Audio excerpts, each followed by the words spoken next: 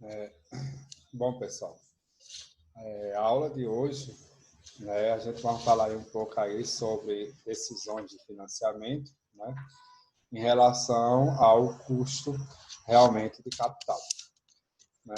Então, aqui vocês realmente vão poder realmente entender em relação à taxa de retorno, né, que uma empresa, né, deve pagar aos investidores a fim de reduzi-la, né, com as compras, ações de títulos e papéis, como também verificar realmente de fato se o projeto é ou não atraente para se fazer tal investimento, mediante aí a comparação da TI em relação, né, ao custo de capital. Então, vamos lá.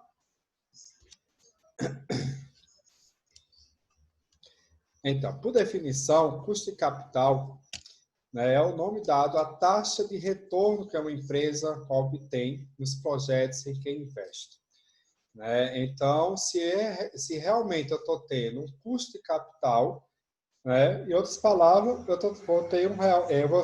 eu vou ter realmente, de fato, aí uma taxa de retorno, né? Ou seja, então, para qualquer realmente tipo de investimento, qualquer tipo de operação que é feita dentro da área financeira, seja para investimento, seja para compra de maquinário, eu vou ter realmente um custo de capital, como também vou ter uma taxa de retorno. Ou seja, essa taxa de retorno é mediante ao custo que eu vou ter, né? Ou seja, se eu tenho um custo baixo, eu vou ter uma taxa de retorno baixa. Se eu tenho um custo alto, eu vou ter uma taxa de retorno também alta. Então, tudo realmente vai ser equivalente aí ao risco também, né? Porque o risco também desses tipos de operação, ela vai também realmente te dar aí também as condições dessa taxa de retorno. Então, por definição, custo de capital é o nome dado à taxa de retorno, ou seja, que uma empresa obtém esse projeto que vai realmente investir. Então, as pessoas elas devem decidir em que investir a renda que poupa, né? Ou seja, a meta, obviamente, é obter o maior retorno possível. Então, se realmente eu estou investindo, é que eu tenho realmente ter o melhor retorno possível. Então, para determinar quais ativos são rendáveis e quais não são. Então, dentro desse processo, realmente, de fato, eu tenho que ver realmente os ativos que vai me gerar, que vão ser rendáveis, e também aqueles ativos também que não vai ser realmente rendável também ao longo de um período aí, de fato. Então, os investidores eles precisam de um ponto de referência. Então, esse ponto de referência ele é conhecido como taxa requerida de retorno. Então, dentro de todo esse cenário, a gente tem essa taxa requerida de retorno, né, que, dadas as referências aí individuais, né, e as condições de mercado, né, em relação a esses investidores, eles estabelecem, né, uma taxa de retorno esperada para cada ativo, né, que pode comprar. Né? Ou seja, esses retornos esperados são as receitas futuras, né, que esses investidores eles vão ter ao longo de um investimento, né? Que vão ao longo de um investimento, né, que prevê receber por assumir esse risco. Então, se eu estou assumindo o risco de um investimento, com certeza eu vou ter realmente um retorno esperado mediante a esses riscos que eu estou tendo, mediante a esse tipo de operação que eu estou tendo nesse exato momento.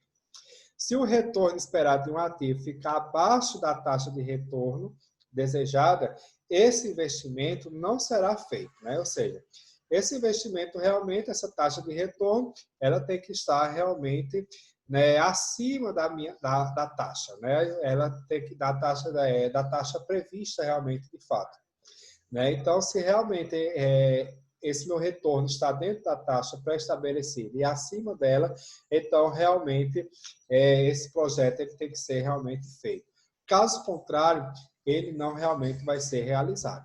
Então, se for previsto que alguns ativos tenham retorno esperado maiores que a taxa requerida, né, maiores que a taxa realmente requerida de retorno, eles serão adquiridos, né? Então, quando o retorno ele é superior ao custo de capital, então temos que o investimento em questão aumentará o valor da empresa. Caso contrário, quando o retorno ele é inferior ao custo de capital, Então, o investimento, na verdade, pode reduzir o valor da companhia. O capital também empregado pela empresa para o investimento pode ser próprio ou de terceiros. Então, quando eu digo que ele pode ser próprio ou de terceiros, estamos se referindo que é o próprio capital próprio da empresa, que a empresa também pode ter um capital já para investir. Ele não vai tirar do seu capital realmente, de fato, o único capital que a empresa tem. A empresa realmente tem que construir capitais que possam ser já para esses tipos de operações, ter reservas, que a gente chama de reservas também, ou eu posso adquirir capital de terceiros, ou seja, empréstimos bancários, compras de títulos, né? Salientando que a informação ela tem que estar realmente bem mais precisa, tem que ter uma coerência das informações, principalmente se tiver capital de terceiros, porque uma má informação, né, eu posso ter um grande prejuízo, porque além de adquirir uma dívida, seja médio, curto ou longo prazo, né, eu estou tendo aí essa dívida que eu vou ter que honrar. Então, se eu não tenho uma boa informação, se eu não atingir os meus objetivos realmente de fato, não cheguei a uma certa lucratividade, não tive uma taxa interna de retorno realmente boa, com certeza eu vou ter um grande prejuízo e o índice de liquidez vai ser o primeiro índice que vai ser realmente afetado dentro desse processo. Então, custo de capital como modelo para decisão de investimento. Então, aqui, o gerente de uma empresa, com a responsabilidade de tomar decisões de investimento, usa um ponto de referência similar. Esse ponto de referência é a taxa de retorno desejada pela empresa, denominada custo de capital. Né? Custo de capital. Então, esse ponto de referência vai ser o custo de capital, né? Então a empresa deve ganhar uma taxa mínima de retorno para cobrir os custos de geração, né, de fundos, né, para financiar aí os investimentos. De outra forma, né, ninguém aí realmente de fato vai ter interesse, né, em comprar seus títulos, né, em comprar realmente suas ações, né, principalmente suas ações ordinárias. Então, a empresa ela deve ganhar uma taxa mínima de retorno, ou seja, porque ela tem que realmente cobrir esse custo de geração, né, de fundos que vai ser para financiar, né, os investimentos. De outra forma, ninguém vai ter realmente interesse, realmente de fato, de adquirir, de investir realmente em relação aos seus títulos e suas ações também. Ou seja, por quê? Porque se a empresa realmente não atingir realmente de fato o seu ponto de referência, né, sua taxa de retorno realmente de fato, se ela não for considerada boa, então ninguém realmente vai querer realmente de fato investir em um projeto que não vai dar um retorno considerado também bom. Né? Porque se eu estou realmente investindo, eu tenho que ter realmente um retorno bom. Se eu estou tendo um retorno bom, eu posso chegar a uma certa lucratividade, que é quando a gente consegue o capital que investiu mais um adicional. Aí sim, eu tive realmente um retorno considerado bom. Então, a meta, né, de um diretor financeiro, realmente de fato, pessoal, é obter a maior eficiência e rentabilidade possível dos ativos e, ao mesmo tempo, manter o menor custo possível dos fundos. Né? Ou seja, eu tenho que realmente tentar manter o máximo, a maior eficiência da rentabilidade. Porque a própria rentabilidade, realmente, de fato, é quem vai manter, né, realmente aí o equilíbrio dessa operação, como também o menor custo possível dos fundos, né, desses fundos que a empresa consegue das várias fontes de financiamento, porque a empresa realmente vai ter várias fontes de financiamento, né, seja o seu próprio capital, seja de capital de terceiros, seja de títulos, seja de ações, né? Então, tem que ter uma boa rentabilidade que possa dar um equilíbrio em relação a esses custos. Em outras palavras, o custo de capital é a taxa de retorno. Né? Então, qual foi a minha taxa de retorno dentro dessa minha operação? né? Então, que a empresa deve pagar aos investidores para, inclusive, arriscar seus fundos e comprar seus títulos. Então, se eu não tenho uma boa taxa de retorno, então nenhum investidor vai querer realmente investir nesse tipo de projeto. Então, fatores que determinam o custo de capital incluem o risco dos lucros, a proporção da dívida na estrutura de capital, a solidez financeira da empresa e a forma pela qual os investidores avaliam os títulos da empresa, né? Então, se eu estou dizendo que eles estão avaliando os títulos da empresa, então, se os lucros esperados ou o fluxo de caixa forem voláteis, o endividamento for alto, né, e a empresa não tiver registro de solidez fixa para essa situação aí, né, solidez fixa, os investidores comprarão, né, eles vão comprar, né, realmente, de fato, seus títulos apenas se os altos retornos forem pagos em compensação por assumirem, né, esse risco. Então, se realmente forem pagos, né, em compensação, né, em relação aos altos, ali, deixa eu só botar aqui, né? Então, se esse endividamento aí, né, ele for realmente alto e a empresa não tiver registro dessa solidez, né, financeira, os investidores comprarão, né, os investidores eles vão comprar, né, seus títulos apenas, eles só vão comprar apenas se os altos retornos, né, forem pagos, né, em compensação. Em que sentido? Na questão de assumirem esse risco. Então, se for pagos em compensação em assumir esse risco, aí sim, os investidores realmente, de fato, vão chegar a comprar, né, esses tipos de atividades que possam dar um retorno ainda considerado bom também. Então, o custo de capital é um dos principais fatores usados na determinação do valor da empresa.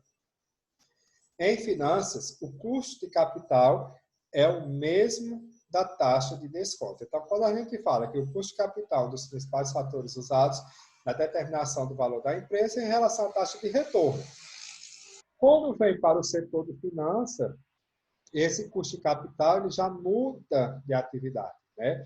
Então, ele já passa a ser a taxa de desconto, né? Então, muda de contexto, né? Como a gente pode dizer aí, né? Então, em relação a esse custo de capital, quando eu digo que ele é um dos principais fatores usados na determinação de valores da empresa, né, em relação a essa parte de finanças, que o custo de capital vai ser a taxa de desconto. Então, o alto risco significa o alto custo de capital, né? Então, se eu tenho um alto custo de capital, né, se eu tenho um alto custo de capital, eu vou ter realmente um alto risco aí, em outras palavras. Enquanto baixo risco, né, significa, então, se eu tenho um baixo risco, significa que é um baixo custo de capital. Então, se eu tenho um baixo risco, eu tenho um baixo custo de capital. Se eu tenho um alto risco, eu vou ter um alto custo de capital. Ou seja, eles são proporcionais aí ao crescimento um do outro. São diretamente proporcionais. Se um cresce, o outro cresce. Se um baixa, o outro baixa. Além do mais, um alto custo de capital, que a própria alta taxa de desconto, geralmente significa uma baixa avaliação dos títulos da empresa, já que a venda desses títulos fornece fundos para a empresa, né? Então, qualquer tipo de venda de títulos, eu vou adquirir fundos para a empresa, né? Para a empresa investir. Em relação a esses custos do financiamento, eles vão aumentando quando o valor dos títulos é baixo e diminui quando o seu valor é alto. Ou seja, então o custo de capital ele vai servir realmente como um parâmetro para determinar se o retorno dos títulos de uma empresa é alto ou vai ser baixo. Então, esse retorno, esse custo de capital vai servir como retorno porque a própria TI, que é a taxa interna de retorno, ela realmente vai te dar as condições, ela vai te dar a informação se realmente o retorno foi alto ou se o retorno foi baixo. Se tal investimento vai ser rendável e se tal investimento não vai ser rendável. como também se deve ou não implementar esse tipo de investimento dentro da empresa. Então, a TI, ela mostra todo esse comportamento dentro dessas atividades que provenientes de investimentos. Então, aqui nós temos os custos de capital, né, como medidas de rentabilidade. Então, o papel desempenhado aqui pelo custo de capital no processo de decisão, ele pode ser explicado de outra maneira. Em que questão? Ao emitir, né, títulos, né, uma empresa ela promete pagar um retorno a seus credores e acionistas, né? Então, se realmente eu estou emitindo títulos, se eu tenho acionista, se eu tenho credores, né, por diante, eu vou me comprometer, né, a pagar aí, né, um retorno para essas pessoas. Esse pagamento representa um custo, então, todo pagamento aí proveniente de investimento aí vai ter um certo custo, realmente, de fato. Os fundos obtidos pela emissão das ações, né, em relação a títulos são investimentos com a finalidade de gerar lucros também para a empresa. Essa renda, geralmente, a gente pode chamar aí de fluxo de caixa, Ela é medida pelo cálculo dos valores presentes, dos retornos gerados pelos seus investimentos e pela comparação desses com o custo dos investimentos. Ou seja, o papel desempenhado pelo custo de capital no cálculo do valor e da rentabilidade dos investimentos, a gente pode seguir aqui, essas fórmulas aqui, onde nós temos o VPL, que é igual ao valor presente dos fluxos de caixa após o imposto de renda gerado de investimento, menos quem? O custo inicial de um investimento. Onde a TIR vai ser igual ao VPL igual a zero. Por quê? Porque no momento que a gente calcula o VPL, tem aquele valor presente líquido naquele exato momento ali. Ok? Mas no momento que a gente calcula o valor da TIR, ela automaticamente zera o valor, ela vai zerar o VPL. Né? Porque a TIR realmente ela mostra uma visão mais ampla do retorno que a empresa está tendo mediante aí, né, a esta operação, a esse investimento que ela realizou. Né? Então, a TIR ela também pode ser calculada para esse tipo de operação aqui, igual ao valor presente dos valores de caixa após o imposto de renda gerado de investimento, menos quem? O custo inicial de um investimento. Então, quando a gente fala nessa questão daí de retorno, taxa interna de retorno, então a gente tem que pensar na lucratividade da empresa.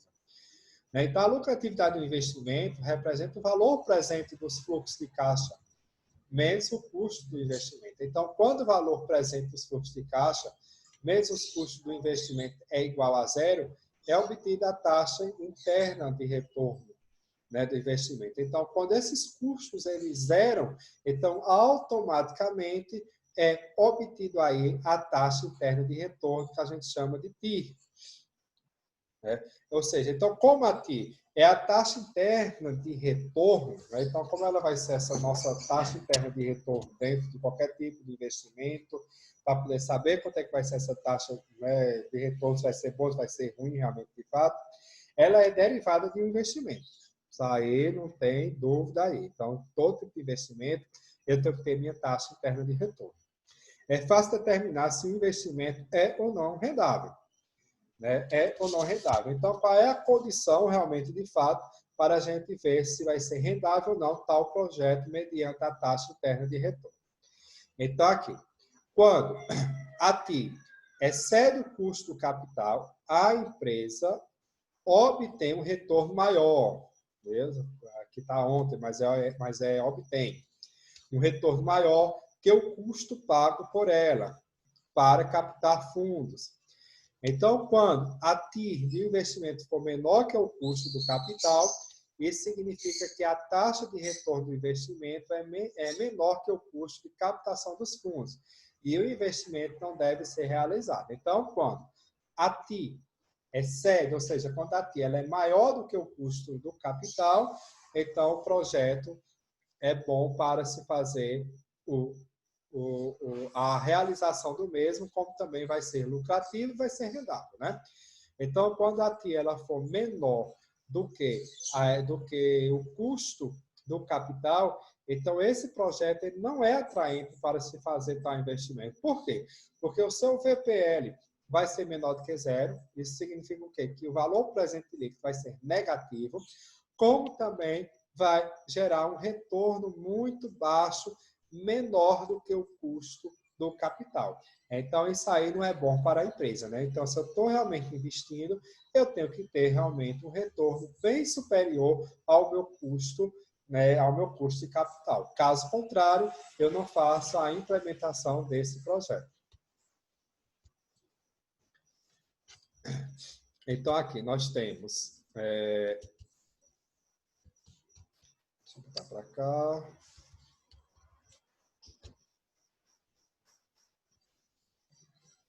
Então, aqui nós temos, né, um exemplo, né, custo de capital com medida de rentabilidade. Então, vocês estão vendo aqui, olha, um gráficozinho. Aqui está bem nítido mesmo a definição que eu acabei de falar para vocês em relação a TI e o custo de capital. Vocês estão vendo aqui que o projeto A, né, que o projeto A, ele está acima, olha, acima do custo de capital, né? Então, como ele mostrou uma TI maior do que o custo de capital, ele é aceito. Enquanto que o projeto B aqui, ó, foi menor do que o custo de capital, então ele não vai ser aceito. Vocês podem ver aqui que o valor presente líquido aqui é menor que zero. Então, significa o quê? Que o valor presente líquido do projeto B é negativo. Enquanto que o do projeto A aqui, o valor presente líquido aqui vai ser positivo, né? Então, o projeto A aqui, né, ele é bem superior à taxa, né, do custo de capital. Então, ele é um projeto rendável, ele é um projeto que vai dar um retorno realmente considerado bom, como também vai gerar uma certa lucratividade. Enquanto que o projeto B não é um projeto rendável. Então, aqui a figura mostra como o custo de capital pode ser usado para comparar as rentabilidades relativas aos projetos. Então, o projeto ou investimento A é rendável, porque a TI foi igual, olha, a 20%, enquanto o custo de capital é somente 10%. Né? Então, investindo nesse projeto, uma empresa obterá 10%. Então, se a gente pegar 20% menos 10%, né? 20% menos 10%, eu tenho 10%. Então, vou ter uma obtenção aqui, né, de 10%, ou seja, a mais do que sua taxa requerida de retorno. Então, a mais do que essa taxa requerida. Enquanto que o projeto B aqui ele não é rendável, parcialmente porque sua TI, como eu já disse, né, ela é menor que o custo de capital, né? Isso significa que o VPL é negativo. Então, se a empresa investir nesse projeto aqui, ela vai perder 5%. Né? Se você pegar 5 menos 10%, eu tenho 5% só. Então, pois enquanto o custo dos fundos é de 10%, tais fundos, né, uma vez investido, renderia apenas só 5%. Ou seja, a gente só ia ter um rendimento de 5%. Ou seja, não ia nem ultrapassar os custos de capital. Então, para poder realmente chegar a investir num projeto desse, eu tenho que, no mínimo, igualar essa taxa aí ao meu custo de capital. Caso contrário, a gente já descarta essa opção desse projeto aí e parte somente para o projeto A. Então, usando os recursos internos e externos, né, para levantar capital. Então, nós temos aqui que os fundos disponíveis de uma empresa, eles originam-se tanto de fontes internas como de externas, foi o que eu disse anteriormente. As fontes são provenientes de capital próprio e de capital de terceiros, né? Que os capitais de terceiros são bancos, né, financeiras, né, e aí por diante. Então, as origens dos fundos gerados, né, internamente podem ser encontradas nos balanços patrimoniais e nas demonstrações de resultados, que relacionam os montantes dos fundos gerados pela retenção dos lucros e pela depreciação. E por essa depreciação. Enquanto que As fontes externas de fundos aparecem do lado direito do balanço patrimonial. O balanço patrimonial indica a importância relativa dos fundos de curto e de longo prazo para a empresa.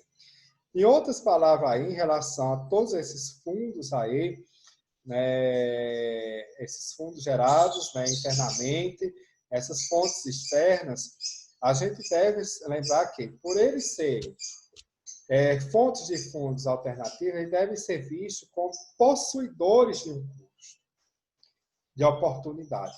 Por quê? Porque sem eles, a empresa precisaria emitir novas ações ou títulos. Então, se eu não tivesse isso aí, a empresa realmente teria que emitir novos títulos e novas ações, o que significa pagar mais dividendos. Então, se eu não tenho esses fundos gerados internamente, eu vou ter que gerar mais títulos, mais ações, como também eu vou aumentar sempre, cada vez mais, o meu custo de dividendos ou até mais juros também. Então, em finanças, é uma prática usual, né? A gente aí atribuir um custo a essas fontes internas de fundos. Então, uma vez que esses lucros aí retidos sejam considerados substitutos, né, da emissão dessas ações realmente ordinárias, o custo de financiamento dos lucros retidos é o mesmo da emissão de novas ações ordinárias. Então, eles vão ter os mesmos valores de custo, sem proceder um ajuste ao custo de emissão.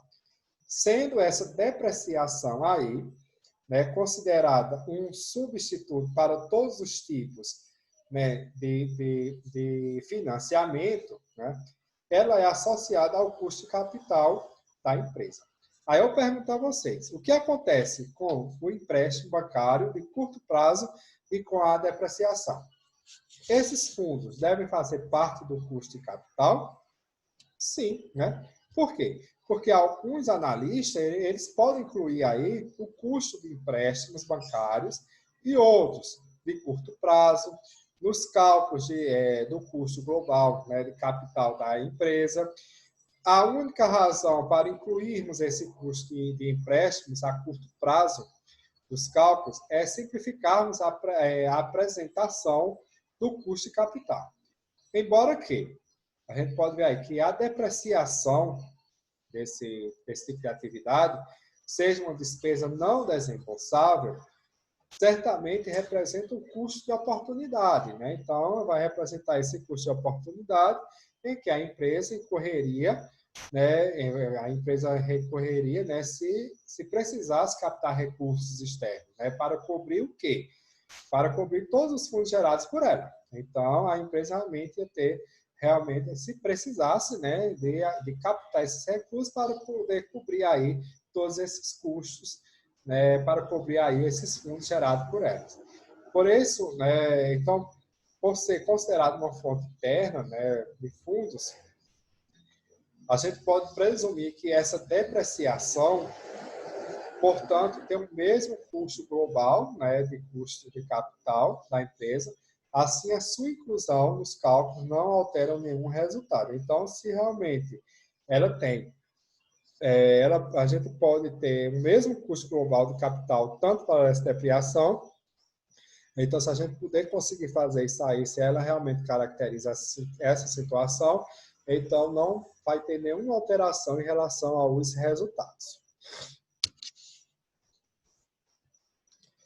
Então, aqui, nós temos que o risco e o custo de capital. Então, os custos de capital, para captar recursos de curto e de longo prazo, são determinados pelo mercado. Obviamente, se o risco for alto, o retorno exigido em relação ao custo da empresa será alto. Se o risco for baixo, o custo será baixo, a menos que a taxa de mercado seja afetada por incertezas econômicas acentuadas. Então, a gente está vendo aí, né, que tudo é proporcional ao mercado, ao cenário atual, né, que possa estar inserido nesse contexto aí, né? Então, se eu tenho um retorno exigido, o custo da empresa será alto, se o risco for baixo, o custo será baixo. Então, se o meu risco for baixo dessa operação, o meu custo vai ser baixo. Se o meu risco for alto, né, o meu custo também vai ser alto também. Então, a tabela aqui, ela vai mostrar esse desdobramento das fontes de recursos de curto prazo, né? Contas a pagar e de longo prazo. Então, as taxas, esses custos de capital aqui é dada pelo mercado financeiro. Então, toda vez que a gente for fazer tal situação, eu preciso realmente ver como é que estão as minhas taxas no mercado financeiro para poder realmente calcular esses custos, né, coerente com cada atividade aqui, dessas fontes de fundos aqui. Né? Em relação a essas incertezas associadas a esse prazo de operação, então, quanto maior o prazo de investimento, maior o custo de capital devido também, viu, pessoal? Aos riscos associados ao prazo. Então, incluindo o risco de perda do principal em caso de falência ou concordata. Então, vocês estão vendo aqui que, para esse tipo de operação aqui, esses custos de capital aqui, são custos realmente que é dado pelo mercado atual. Então, aqui nós temos passivo circulante, contas a pagar, é equivalente ao meu custo pelo mercado atual de 7%, exigido a longo prazo, 8%, patrimônio líquido, ações preferenciais, o par, né, 10%, ações ordinárias, 13,5%, e o lucro presuntivo e o lucro acumulado aqui, né, de 13%. Esse percentual aqui, do valor total de cada fonte, foi dado pela seguinte operação. Foi a quantidade aqui dividido pelo passivo total vezes 100%, que eu tenho 10% aqui. Então, 2 milhões vezes o passivo total vezes 100%, eu tenho 20%, e assim por diante. Então,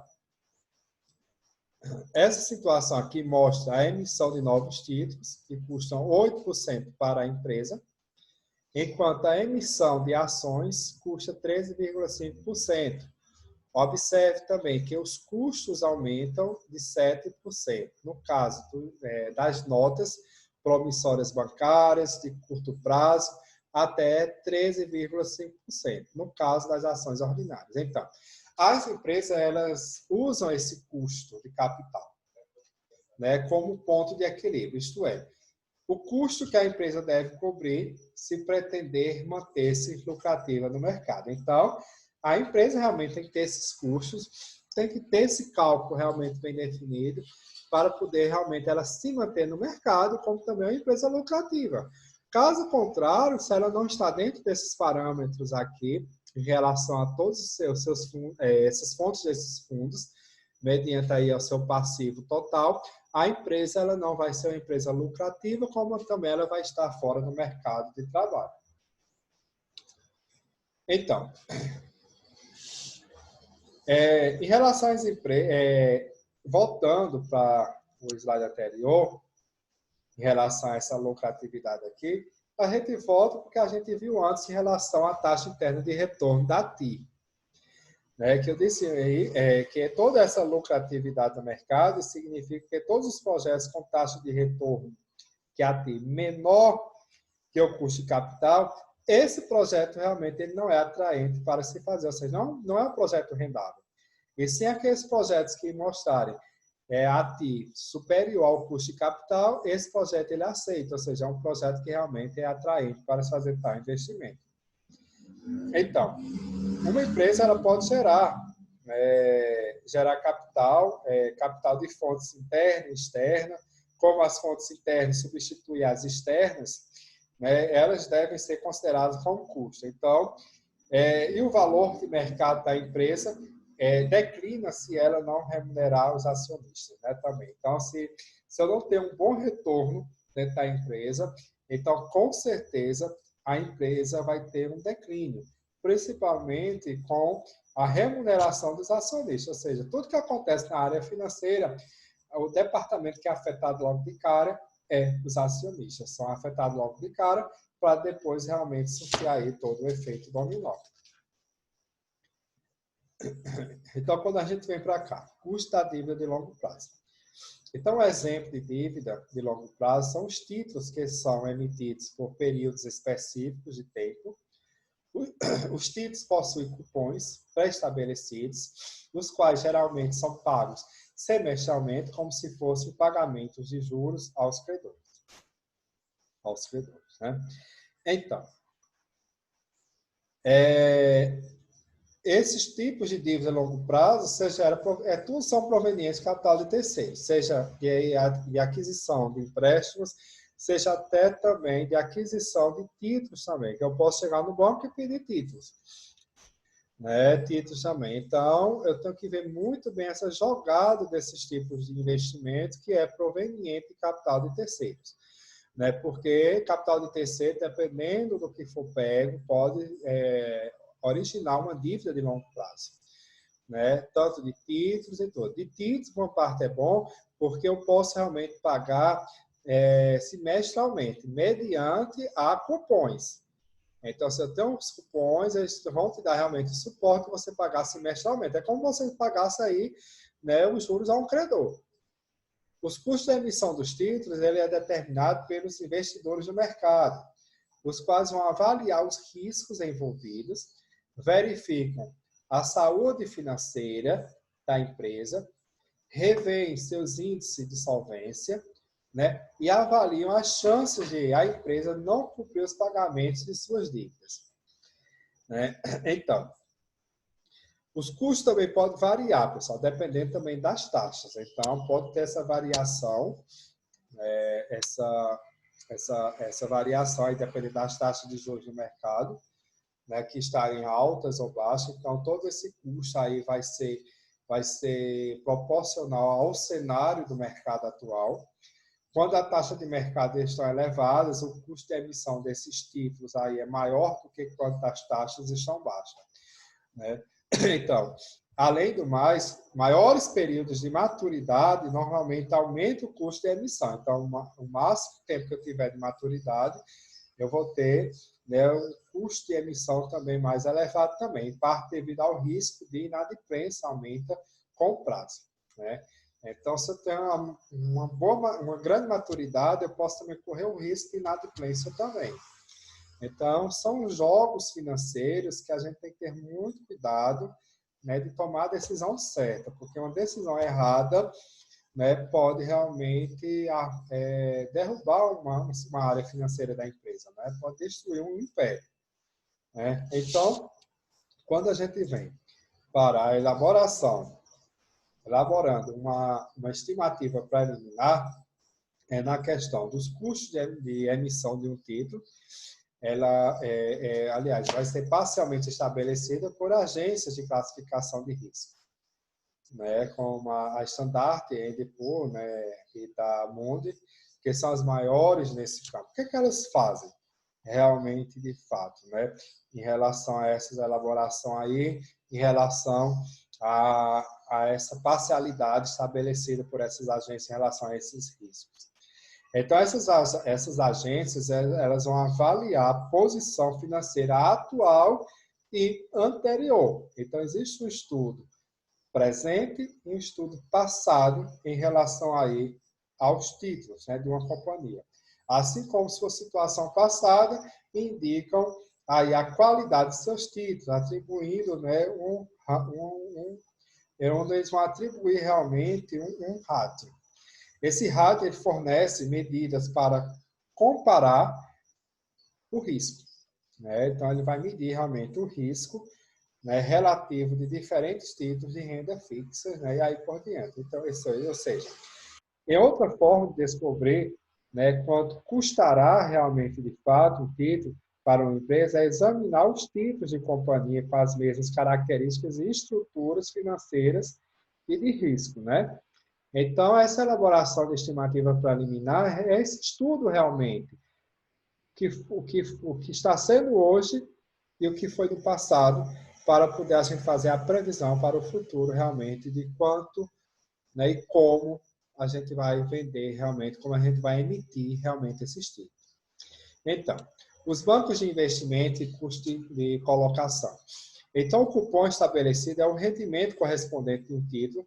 Eles são estimados pelos bancos de investimentos, que são os responsáveis pelo lançamento, distribuições e vendas dos títulos. Então, esses bancos são especialistas na determinação de preços justos, né? Então, vai ter um preço justo em relação a esses procedimentos para emissão de títulos. Eles conhecem as condições prevalecentes no mercado.